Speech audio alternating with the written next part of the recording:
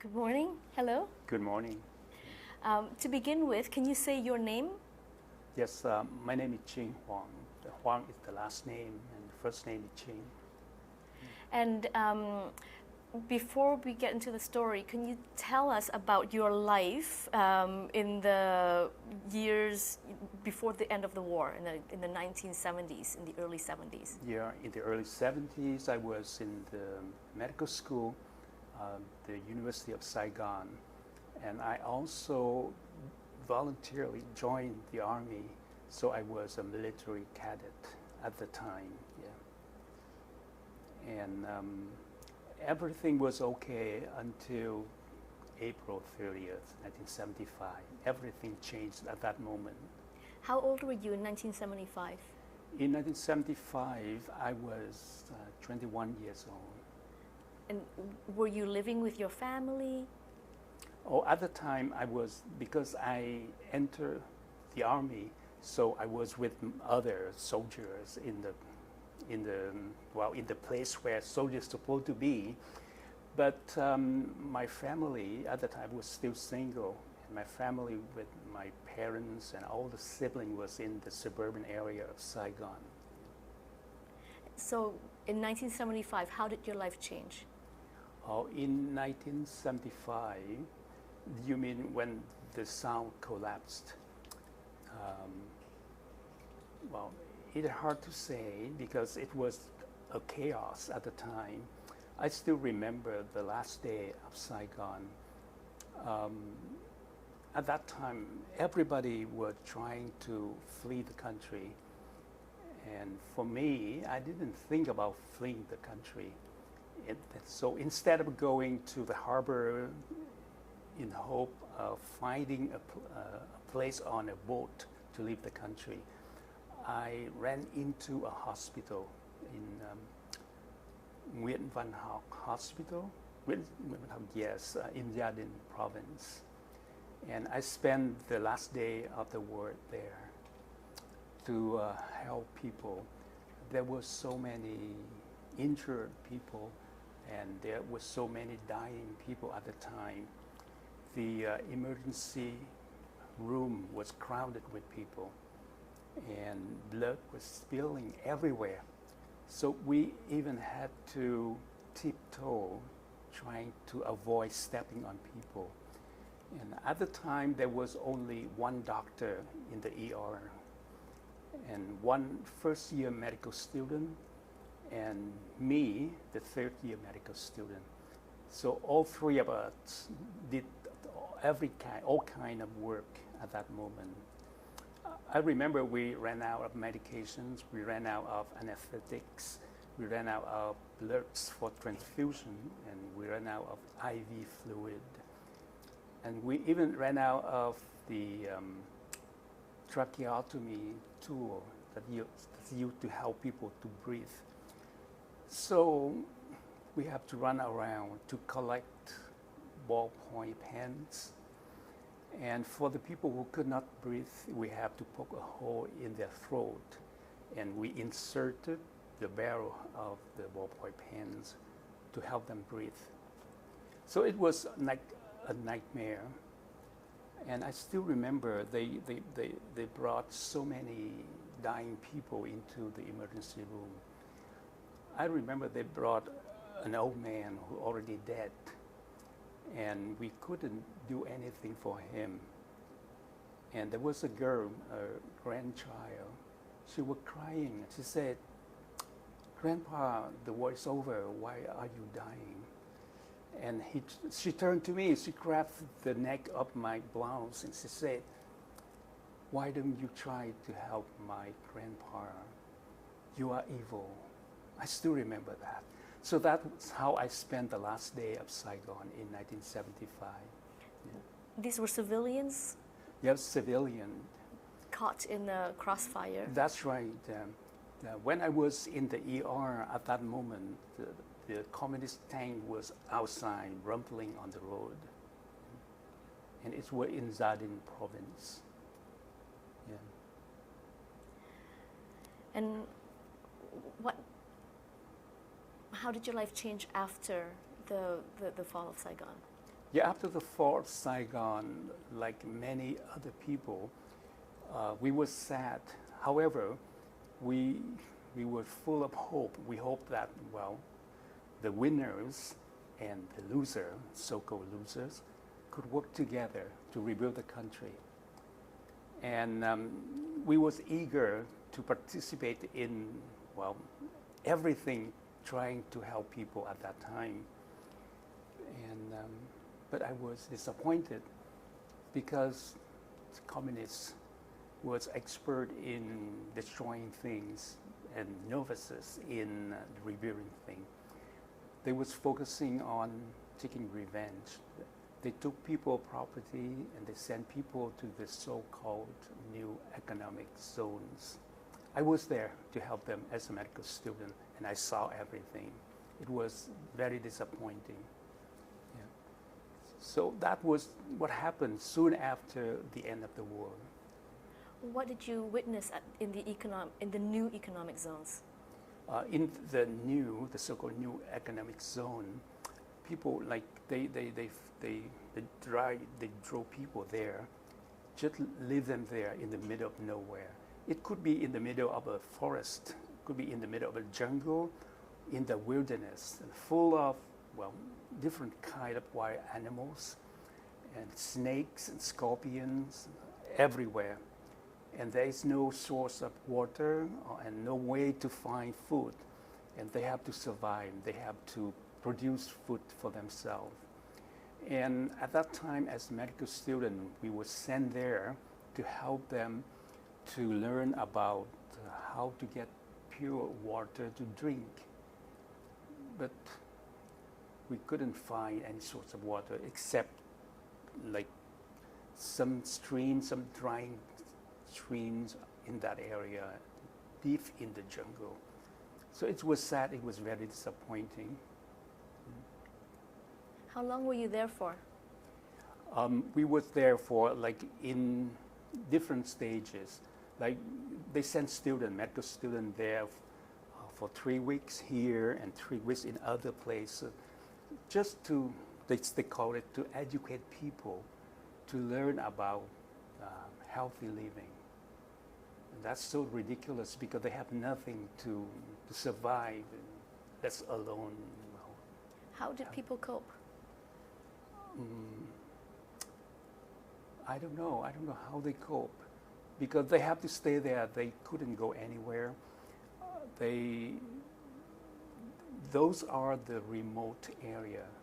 The transportation was very rare, so they must stay there and they try to survive. Some people escaped that area and they came back to the city and they merged into the crowd trying to survive. So that's why I was disappointed at the new regime. That was the very first thing. And the other thing that triggered my escape, like I didn't want to stay any longer in Vietnam. The second reason was when I was the medical student, I was an intern in a teaching hospital in Saigon, the Chợ Ray Hospital. There was a female patient. She was wrongfully accused of stealing something. And people did not believe her when she tried to explain. So she killed herself by taking poison. And they sent that patient to our department. And we found out that she would die because she had kidney failure. And what she needs is the dialysis machine. And at that time, there was only one machine. And the authority did not allow us to use for her because reason number one, she's not a member of the Communist Party. Second, she is not a relative of a member of the party. And third, the most important thing is they said, she wants to die, let her die. So she died.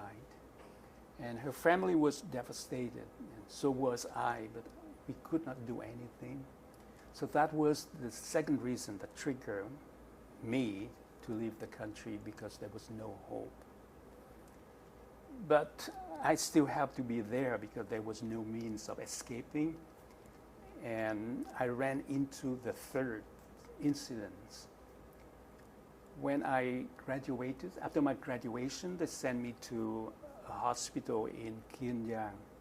So on my way to Kiên Giang, the bus that carrying the passenger had a flat tire. So they have to ask people to get off the bus so that they can fix the tire.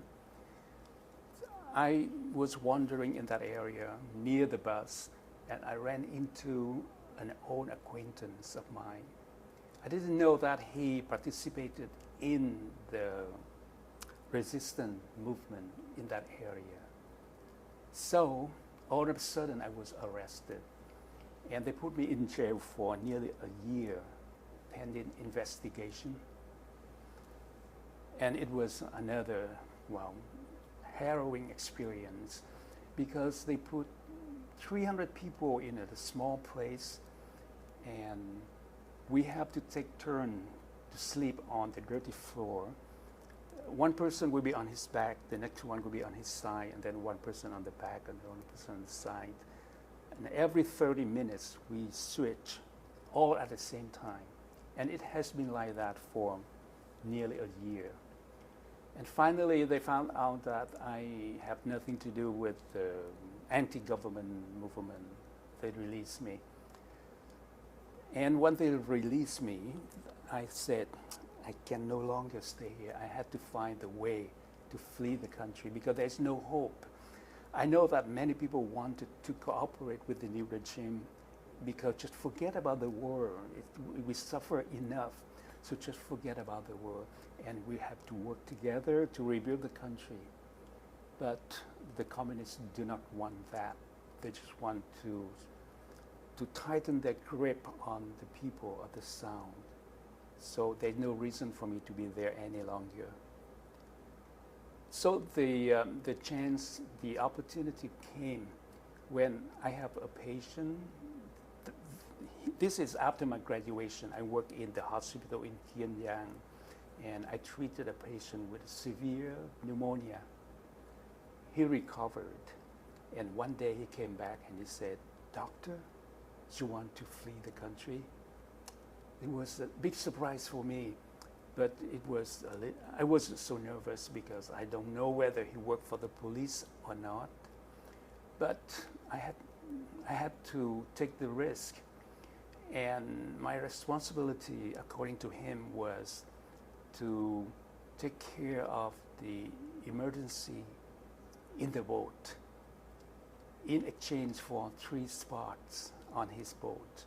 So my wife at the time and my 4-month-old baby, my son, and myself. So we have 3 spots on the boat. So that's how I left Vietnam. And what year was this?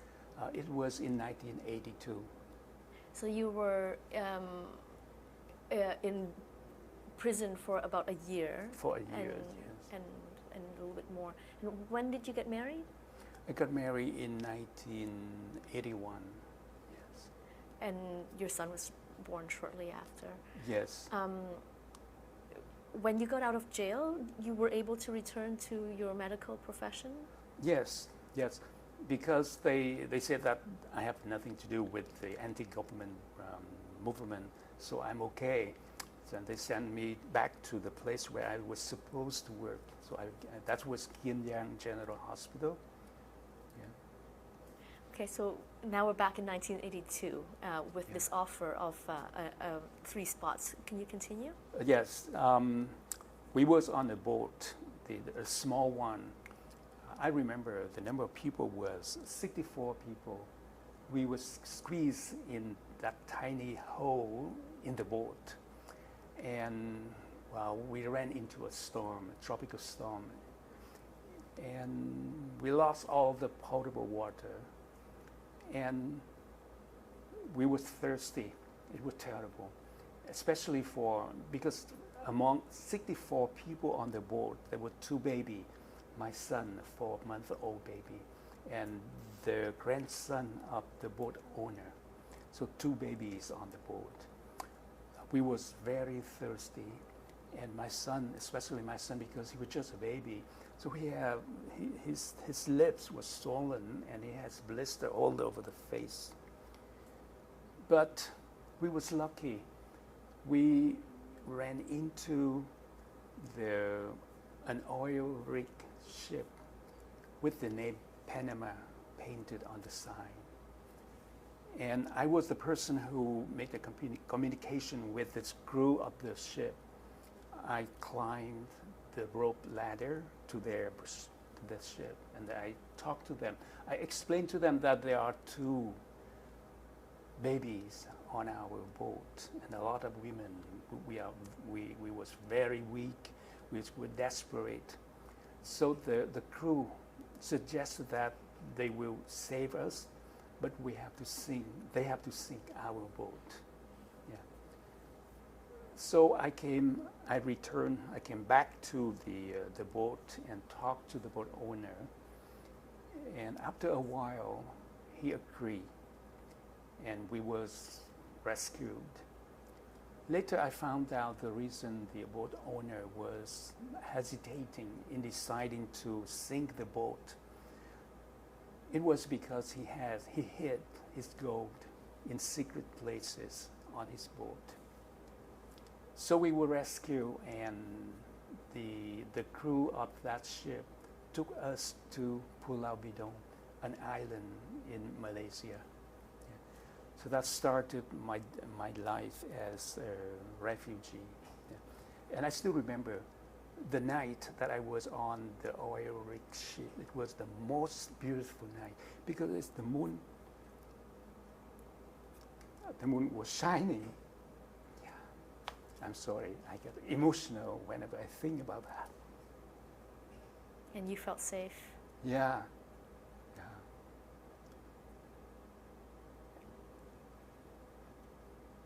What were your thoughts on that boat that night? Oh, I cannot express what I feel that night. Just bliss, like, wow, I'm in heaven. Yeah.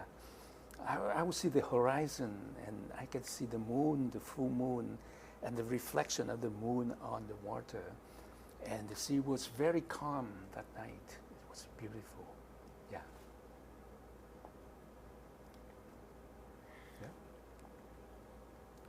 And were you able to speak English at the time?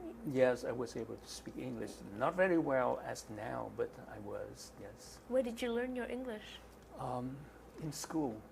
Yeah, when I was in medical school, we used English textbooks, yeah, together with French textbook, but mostly English. And what were your thoughts when you were brought to Pulau Bidong? Just nothing but just happiness because we know for sure that we have what we call freedom for sure. Yeah. At that moment, yes. Could you describe life on the camp? Oh, the life in the camp, it is crowded, it is noisy, it's suffocating, but there was hope because everybody was hoping to go to the third country and to build their life again. Yeah. So that is the good thing that overlap everything else. Yeah. And how long were you there for? I was there for nearly a year, 9 or 10 months in Pulau Bidong. At first, we was in Pulau Bidong for about 3 months, and then we were transferred to a camp near Kuala Lumpur. The name of the camp is Sungai Besi. Yeah. But Sungai Besi is usually a transit camp. Transit camp. Yeah. But at that time, you were not in transit to. Yeah, you were already in transit. Yeah, it was supposed to be a transit camp, but we was there for a long time. Yeah. I believe one of the reasons being the Canadian delegation rarely go to the refugee camp, not like Australia or the United States or even France. Yeah. How did you decide that that you wanted to go to Canada? Oh, your question reminds me of the interview that I have with the immigration officer of the Canadian delegation in the refugee camp. It happened like this. It was a very hot, sultry afternoon in the camp. Everybody was exhausted. In Pulau Bidau? In Songabisi, yeah. And I stepped into the interview room. The Canadian officer was there. He looked exhausted, and he had a stern look on his face. So I was nervous. I said, "Good morning, sir." And he said, "Good afternoon." Oh, and I realized it was an afternoon. So I said, "Good afternoon, sir." He said, "Oh, have a seat, then. Let's begin now. Tell me, why did you want to go to Canada?" That was a very popular question during the interview. And I prepared for that because I did my homework the night before. So I said, I wanted to go to Canada because I want to have freedom. That is a mediocre answer, but very popular at the time. The officer did not look convinced, so he said, many countries can offer you freedom, like France, Germany, Holland, Australia, and the States. I did not prepare for that answer. So, and on the other hand, I didn't know that there was such a country with the name the States. So I mumbled, the States, the States. And he said, yes, the United States of America. Oh, I said, oh, okay. Now, back to my homework. I said, the United States of America was an ally of the Republic of Vietnam, but the United States of America betrayed South Vietnam. They abandoned us. The officer still looked stern. He said, that still doesn't answer my question. Why Canada? I was more nervous, but I said, because Canada is not like the United States. Canada doesn't abandon people. Again, it's like a miracle. There was a smile on the face of the officer, and he looked very happy. He was very content. He was very satisfied, and that's how I was accepted to Canada, and that's how I chose Canada. I hope that answered your question. Yeah. Just a very brief interview, because usually the interview took a long time, but for me at that moment it took very short time, and I was very happy. And I have to apologize because those memories make me, live that moment again, and very emotional. Yeah. And how did you so where did you go when you came to Canada? Where did you settle? My wife at the time had relatives in Kitchener, so Immigration Canada wanted our relative to take some responsibility, such as to provide us with shelter, and the government will give us allowance when we attend ESL class. So we settled in Kitchener, and my wife took the ESL class. We stay at our relative's house. And I did not go to the ESL classes because it is very rudimentary for me. So I took a course at one of the high school in Kitchener to prepare for TOEFL, the test of English as a foreign language. And what were your first impressions of Canada? Oh, wow. Canada is so big a country because we landed in Vancouver when we flew a few hours from there to Toronto. And from Toronto to Kitchener, it took an hour driving. So for me, it was a very big country and beautiful. And we came in March, right after a snowstorm, and everything was white, pristine white, beautiful. Yeah. Yep. What could you describe to us your experience settling in the first few weeks and months in Kitchener? In the first few, I could say, a few years in Kitchener, our settlement and adaptation progress was a little bit bumpy because the way people searched for information at that time was very limited. There was no internet at the time. So I got assistance from the Multicultural Center in Kitchener. And that center, at that time, there was only one person. There's just the director and volunteer working with her. I still remember her name. She was very good. She helped me with everything, with all kind of paperwork. And she even helped me to fill out application form to look for a job. But that's it. My dream was to come back to the medical field. But it was difficult because it took me nearly 2 years to find out about the process of how to get back to the field, how to write the examination, and how to have my diploma checked to make sure that it is considered equivalent to the degree in Canada. So it took me nearly 2 years. I contacted the Canada Employment Center in Kitchener.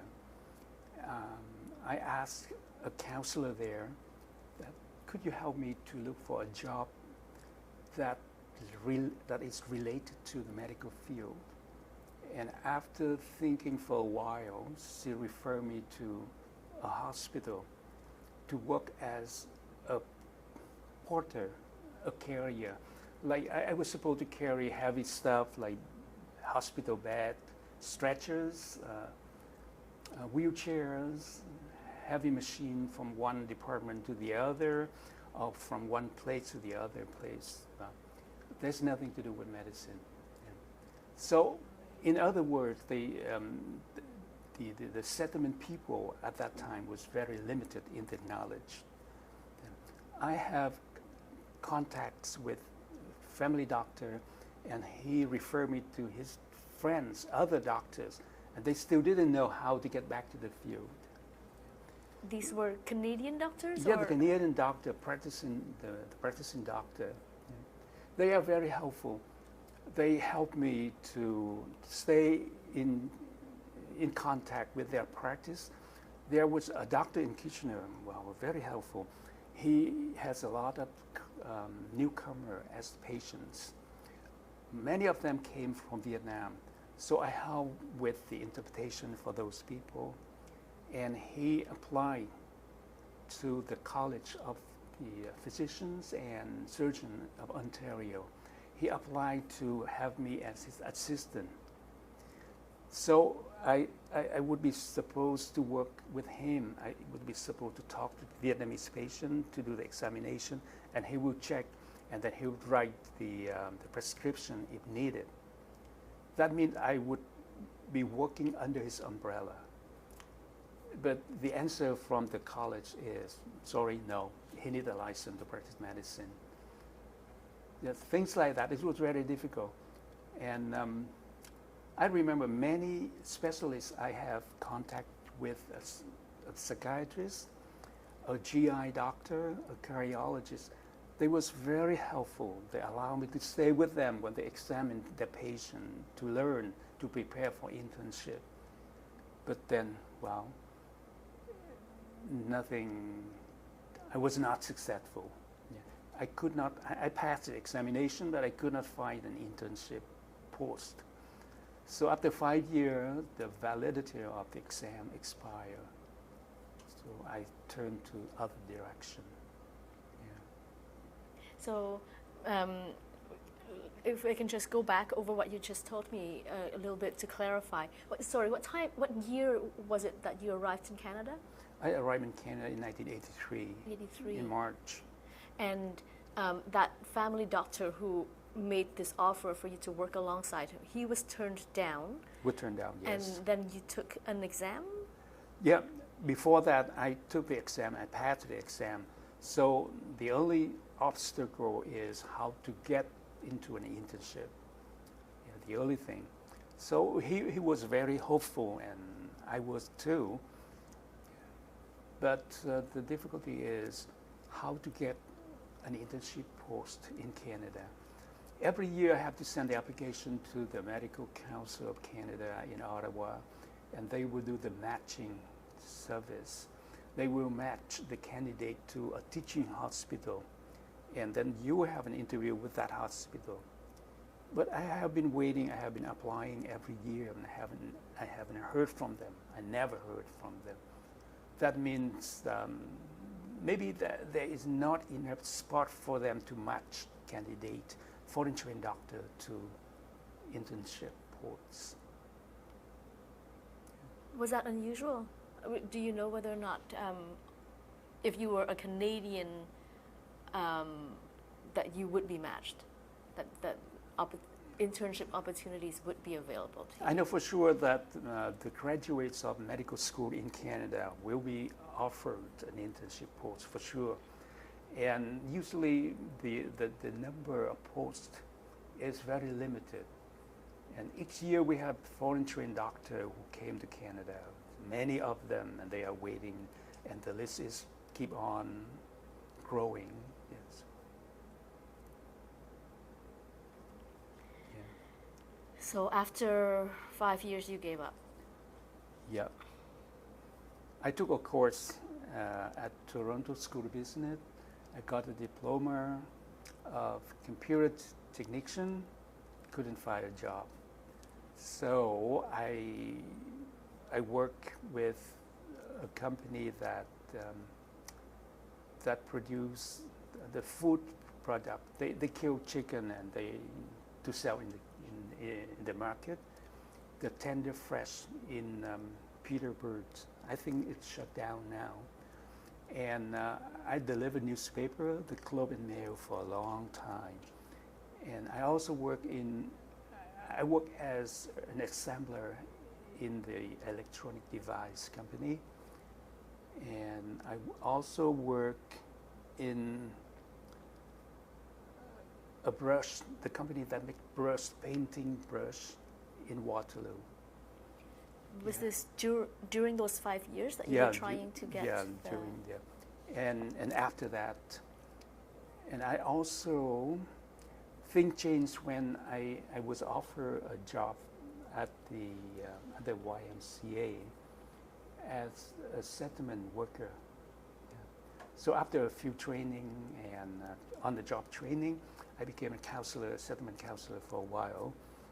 And I also teach citizenship class. Yeah. So there are a lot of things. And during those period of time, I kept on writing.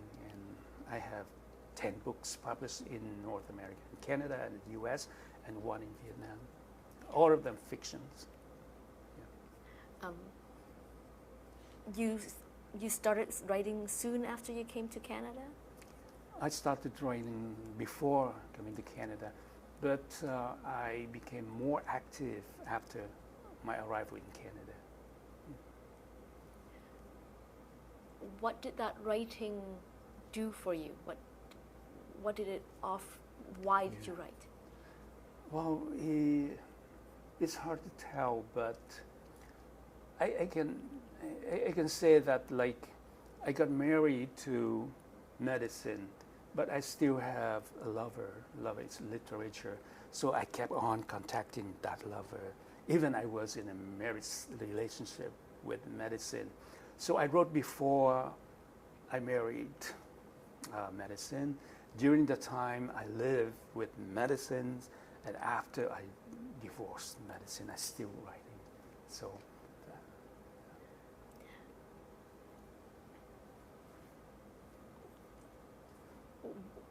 What did you write about? Who or what were your stories about?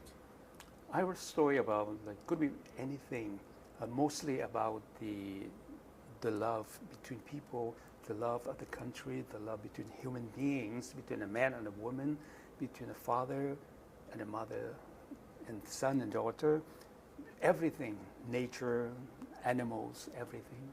Yeah. But basically, love.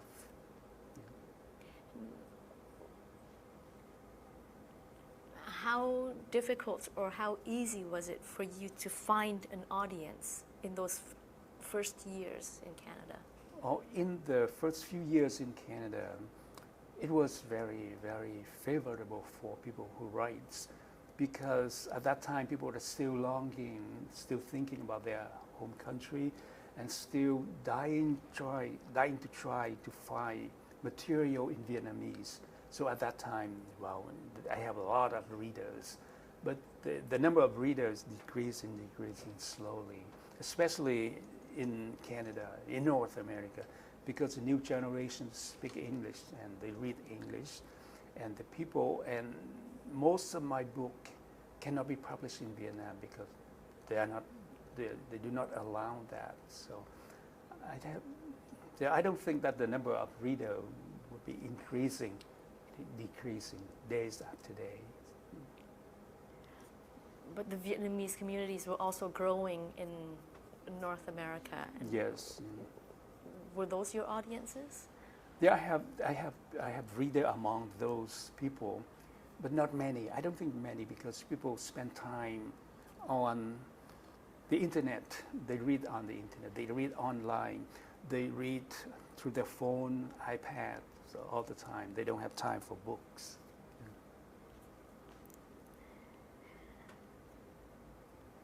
Did your wife work? I got a divorce more than 10 years ago, and I got married again in the last 5 years. I live with my wife now, and she's working. She is also a writer. She writes poetry, and she has published, well, she's better than me because she has a book in English.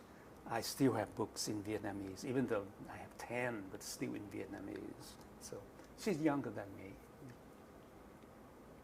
What's her name? Her name is Lưu Diệu Tường Vân, and her pen name is Lưu Diệu Vân. And she's known as Vivian Lưu. Yeah.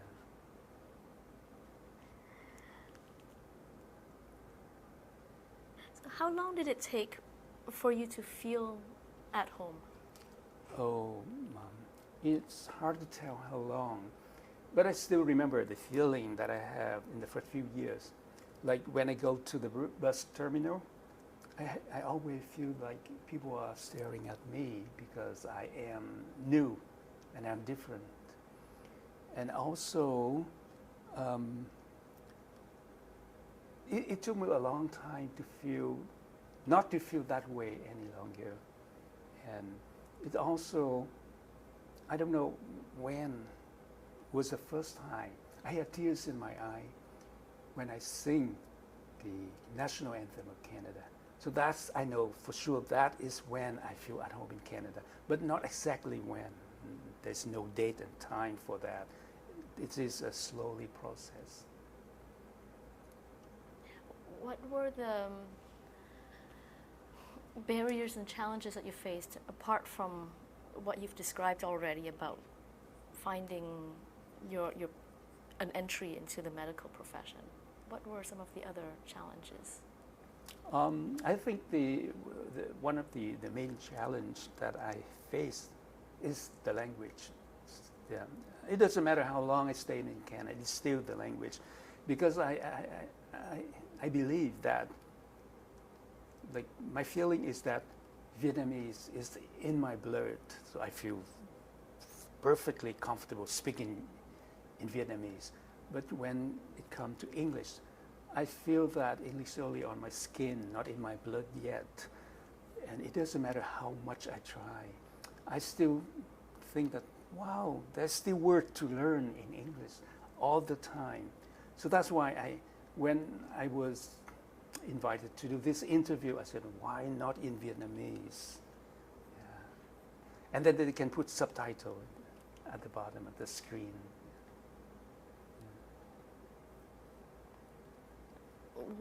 What helped your integration? You mean the integration into the society?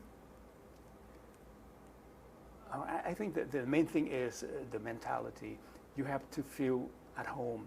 You have to feel that, well, this is your home country, And I feel that now. I have been feeling that for a long time. So that helped very much with the integration. Like you want to participate in the political atmosphere of Canada, you want to vote, you want that candidate not to be a prime minister, for example, things like that. You are not indifferent to the political climate of Canada. But the very important thing is you have to feel at home first in Canada. So I feel that way. I have been feeling that way for a long time. Like, but for my children, they felt that ever since they was kids. I remember in 1995, the year we have the Quebec independent referendums, all of us was in front of the television set, and my children, tiny kids at the time, they was eager to show their emotion when Canada, well, I can say Canada win. We did not lose Quebec at that time, and they displayed that. They displayed their happiness at the time. They said, "Oh yeah, Canada."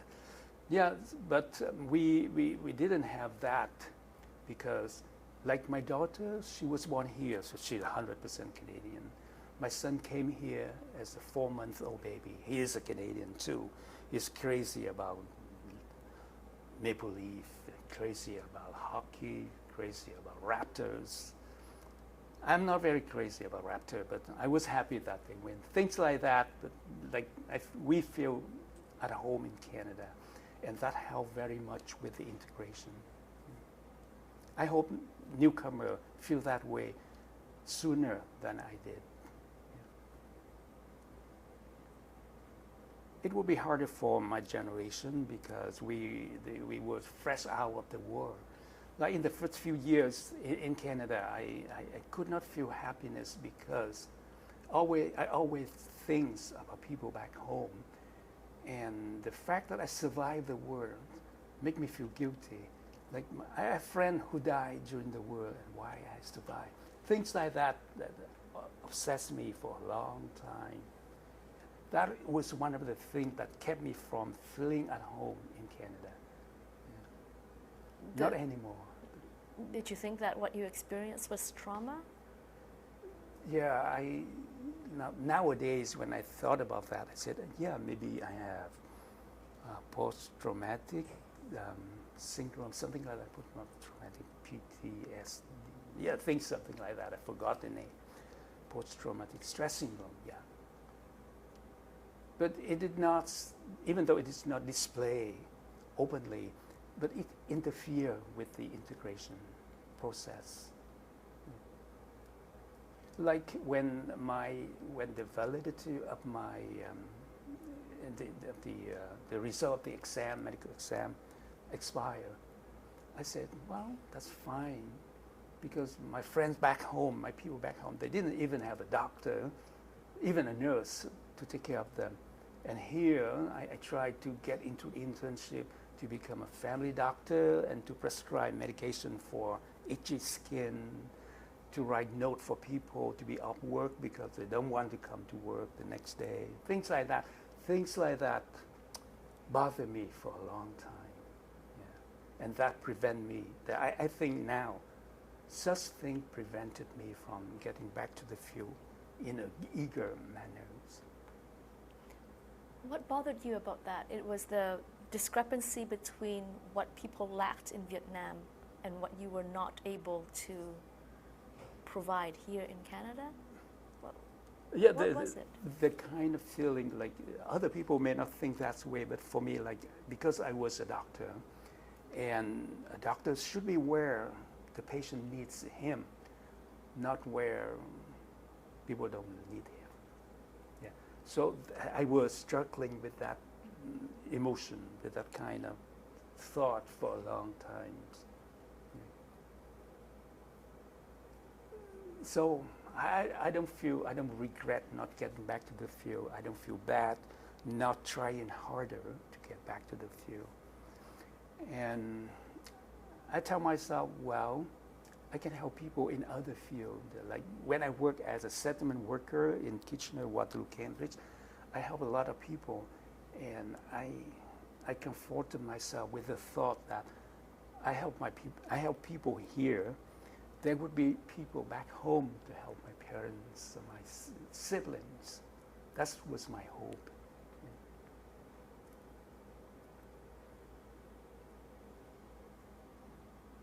And you stayed in that job.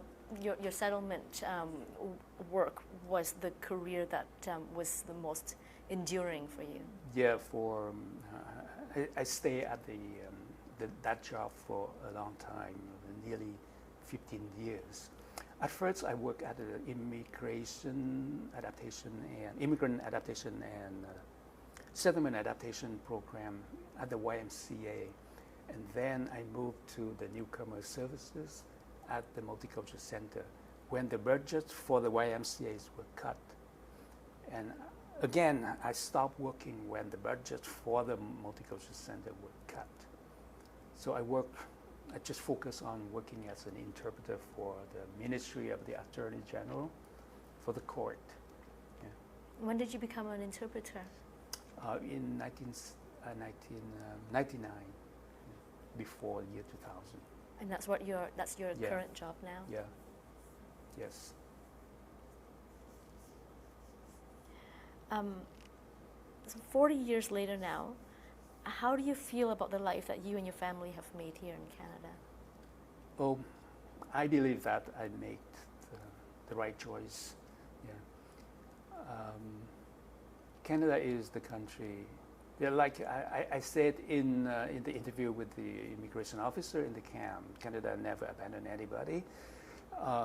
Like just recently, Canada received a lady from Saudi Arabia in Thailand, and Immigration Canada brought her here to safety. That's very commendable. I love that.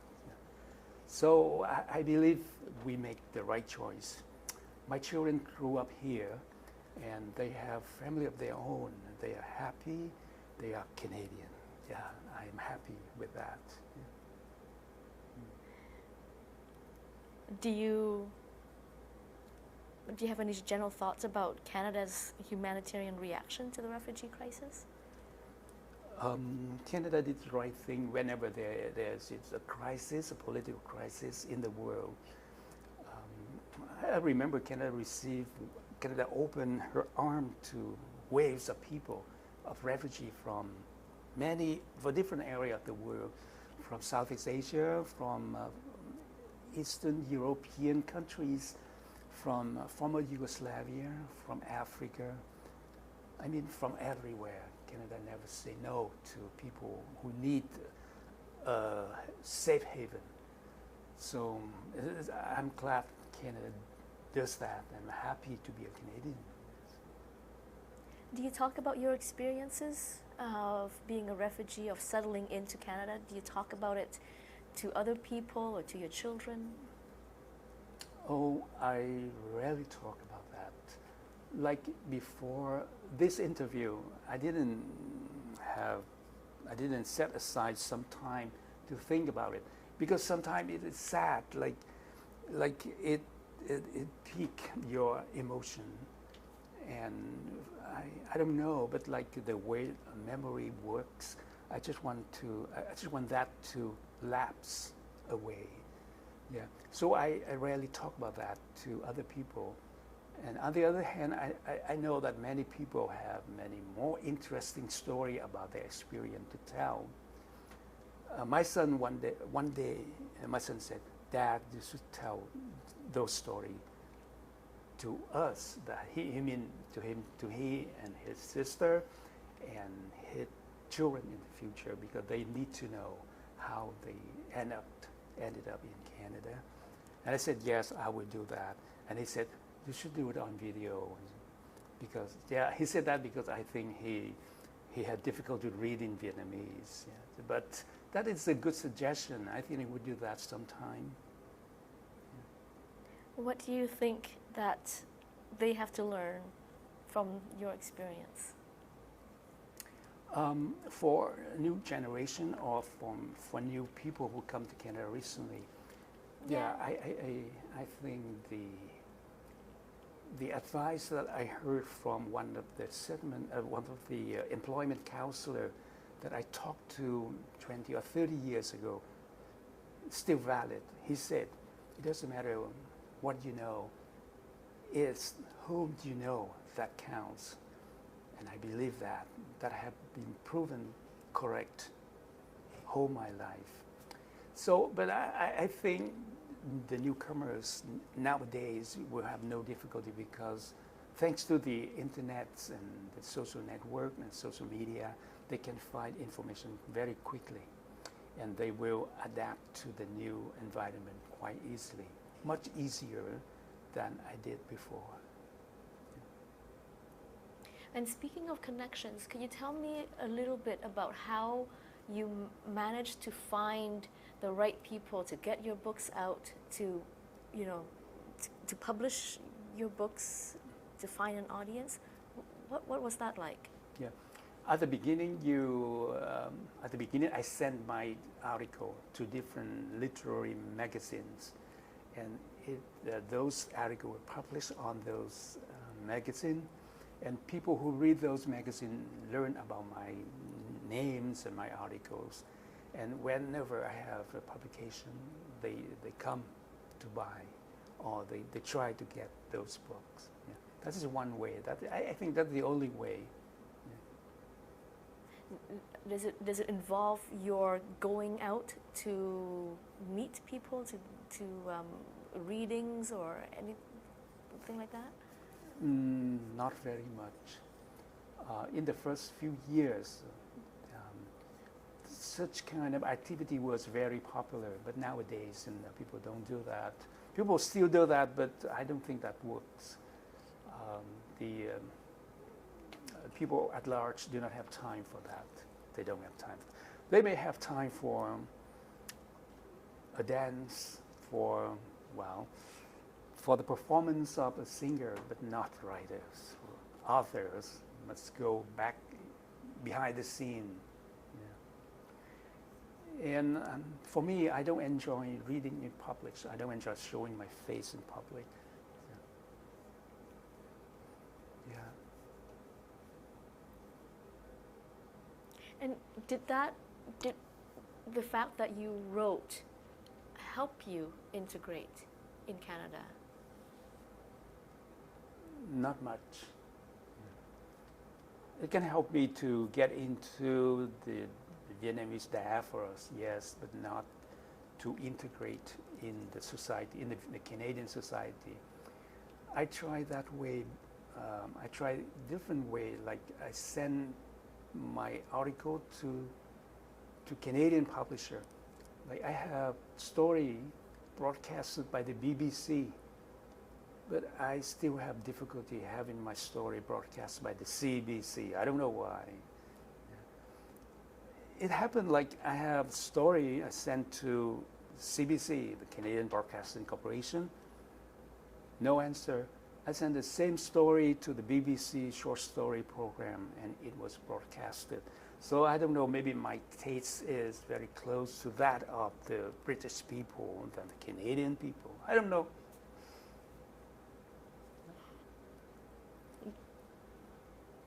But it helped you find a community here. Yeah, it's just encouraging. Not actually helping to find the community. No, I don't think so. Not yet. Not until not until I win something like the Governor General Award, like Kim Thuy in Montreal, or Thanh Việt Nguyen in the U.S. with the Pulitzer Prize. Well, I don't think about that. I'm limited to the Vietnamese community, and I think that is satisfactory. Yeah.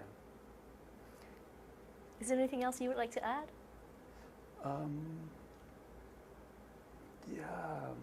The thing I'd like to say, like many newcomers, many Vietnamese refugees wanted to say all the time is to thank Canada.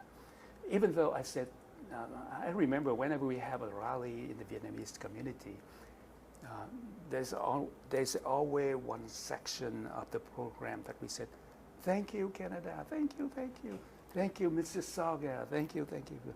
I participate in that, but I have the feeling that when we say that, it means that we still do not feel at home in Canada.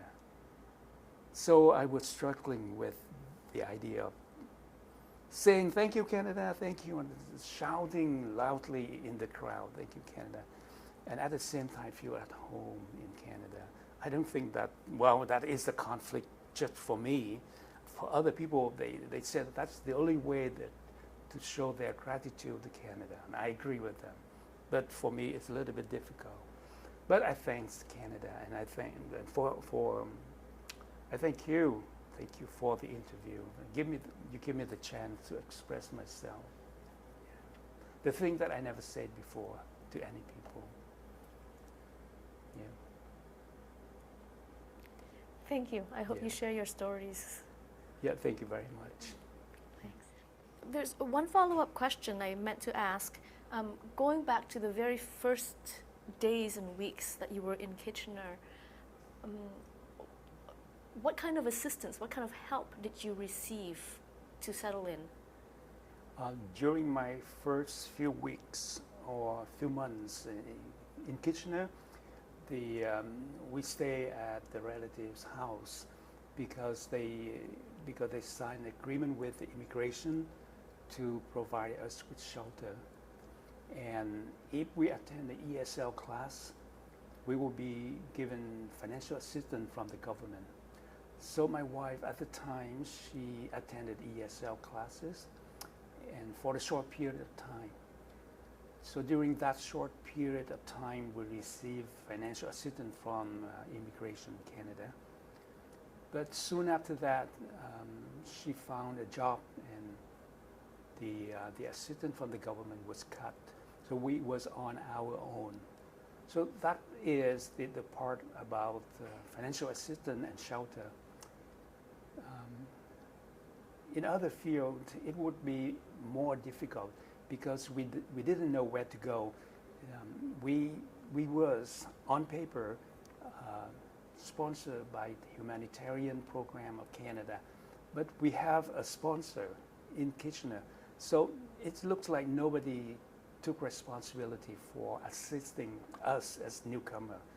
So we went to the Multicultural Center in Kitchener. At that time, it was very small. Just one office, one desk, and one director. So that director was very helpful. She took me everywhere to fill out application, to apply for social insurance number, and she even helped me to fill out application to look for a job. So that was basically the main settlement agency that helped us during our first few weeks or month in Kitchener. And because I got help from that center, I continued to be a volunteer for that center for 15 years. Like I helped with the interpretation and other things, the trivial things in the tiny centers. Out of loyalty and appreciation. Yes, out of loyalty. Your wife's first job, what was that? She worked at a company. She worked at a solar in the company that makes shirts for men. And she was very hardworking. She couldn't just sit there and wait for the employment to come to her. She was looking for the job by herself. She was good. And and your son was still less than a year old at that time. That's right. Yeah. Who took care of him when she was at work? Yeah, at that time I was at home. Yeah, I was staying home. I was preparing for the equivalency examination of the medical degree. So I was studying at home, and at the same time at night I attend the TOEFL class in a local high school. Yeah. And your wife worked full time as a seamstress? Yeah, she worked full time at the time. Yeah. And how long did you live with your relatives for? I believe that just 2 or 3 months, less than 3 months. because it was a crowded place. So they was not they were very wealthy. They have to work also, and there was many kids in the house, and the kids fighting each other. So we had to look for a place as soon as possible.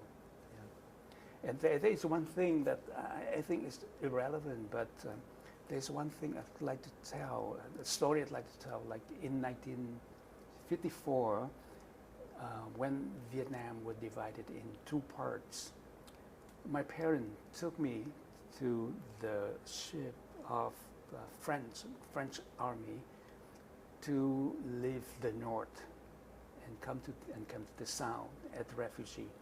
At that time, I was a 4-month-old boy. Yeah. So I was a refugee the very first time. And 30 years later, and my wife at the time and me stealthily carry my 4-month-old baby to the boat, and we fled the country. I became the refugee for the second time, and my son, I believe he was the youngest of the both people at the time, 4-month-old. And history repeats itself. Like I was 4-month-old when I was a refugee, and he was 4-month-old again as a refugee. Yeah, that's interesting. Yeah. Thank you. Yeah, thank you very much.